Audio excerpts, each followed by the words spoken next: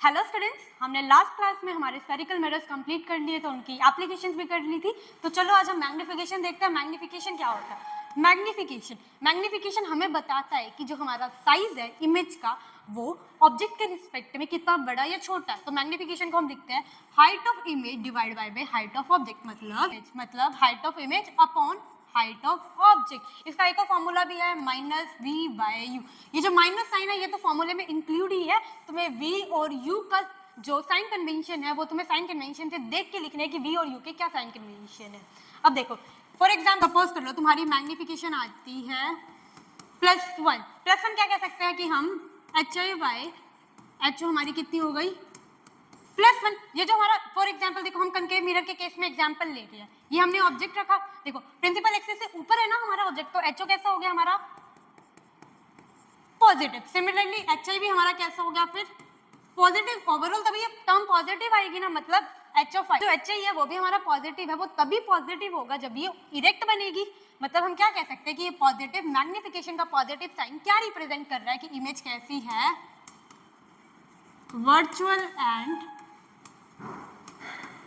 Erect. मतलब magnification का जो साइन है पॉजिटिव या नेगेटिव वो डिटरमाइन करता है कि तुम्हारी इमेज का नेचर कैसा है, और बस और कुछ नहीं बताता। सिमिलरली देख लो एक बार देख लो, हम मैग्निफिकेशन लेते हैं hi/h, वो हमने ले लिया सपोज -1। ये जो माइनस साइन है देखो, h है वो तो हमारा पॉजिटिव रहता ही है हमेशा, तो हमने मान लिया कि hi हमारा कैसा हो गया फिर नेगेटिव, तभी हमारा ओवरऑल नेगेटिव आंसर आएगा ना। दैट मीन्स भी कह सकते हैं कि जो हमारी इमेज है वो प्रिंसिपल एक्सिस के नीचे बन रही है ना, तभी हमारा एच आई नेगेटिव आएगा। अगर प्रिंसिपल एक्सिस के नीचे बने तो कैसी इमेज होती है, इन्वर्टेड। मतलब हमें कैसी इमेज मिल गई, रियल एंड इन्वर्टेड।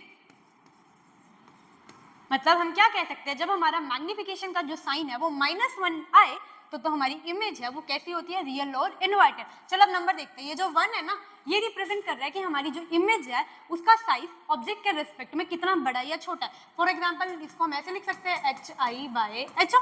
तो हमारा hi कितना हो गया, ho के बराबर, मतलब हमारी जो ऑब्जेक्ट की साइज है वो हमारी इमेज के साइज के इक्वल है। सिमिलरली फॉर एग्जांपल मैग्निफिकेशन दे दी हमें +1/3। ये प्लस हमें क्या बता रहा है कि जो हमारी इमेज है वो हमारी कैसी है, वर्चुअल एंड डायरेक्ट। और ये जो 1/3 बता रही है कि 1/3 साइज है हमारा इमेज का विद रिस्पेक्ट टू ऑब्जेक्ट। मतलब जो हमारी इमेज है वो थोड़ी डिमिनिश बन रही है विद रिस्पेक्ट टू ऑब्जेक्ट। चलो ये हो गया मैग्निफिकेशन का। मैग्निफिकेशन का एक और फॉर्मूला होता है m = -v/u। चलो इसको भी हम समझते हैं कि रियल और इन्वर्टेड इससे भी कैसे आता है साइन से। फॉर एग्जांपल हमने -v/u हमने ले लिया, मान लो मैग्निफिकेशन ले लिया हमने +1, ठीक है। +1 आ रहा है, +1 में मतलब हमें क्या चाहिए कि हमारी जो इमेज है वो कैसे होगी, वर्चुअल। अब देख भी लेते हैं हम v के सिंबल से कि हमारी वर्चुअल कैसे है। देखो -v, u हमारा जनरली नेगेटिव होता ही है, ये कैसा हो गया +1। ये माइनस से माइनस कैंसिल, तो हमारा क्या आ गया, v = u। मतलब जैसे ही v है वैसे ही u, पर साइन कैसा आ रहा है, पॉजिटिव। मतलब जब फॉर एग्जांपल हमारा कनकेव मिरर है, हमारा पॉजिटिव है तो मतलब बिहाइंड द मिरर बन रही है ना इमेज। और बिहाइंड द, अगर हमारी इमेज है वो बिहाइंड द मिरर बने तो कैसी होती है, वर्चुअल। तो हम इससे भी देख सकते हैं कि हमारी इमेज वर्चुअल और इरेक्ट कैसे आई।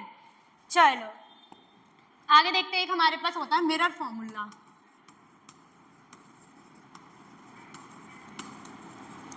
मेरा फॉर्मूला क्या कहता है, 1/v + 1/u = 1/f और 1/v + 1/u = 2/r। तो देखो ये जो v होता है वो होता है हमारा इमेज डिस्टेंस। v क्या होता है हमारा इमेज डिस्टेंस। u होता है हमारा ऑब्जेक्ट डिस्टेंस, u होता है हमारा ऑब्जेक्ट डिस्टेंस। f होता है, f होती है हमारी फोकल लेंथ। अगर हम ये वाले फॉर्मूले में देखें, इसमें जो r होती है हमारी रेडियस ऑफ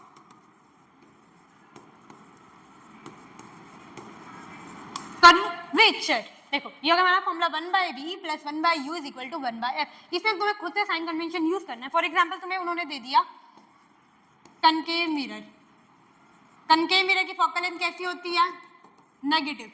तो फॉर्मूले में कोई साइन तुम्हें नहीं देगा, वो तुम्हें खुद लगाना है कि फोकल लेंथ तुम्हें नेगेटिव लेनी है, यू तुम्हें नेगेटिव लेना है या वी तुम्हें कैसा लेना है, वो तुम्हें खुद से सजेस्ट करना है। चलो एक हम मैग्निफिकेशन का क्वेश्चन देख लेते हैं।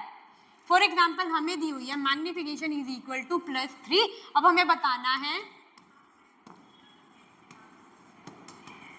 नेचर ऑफ इमेज या मिरर कौन सा यूज हुआ और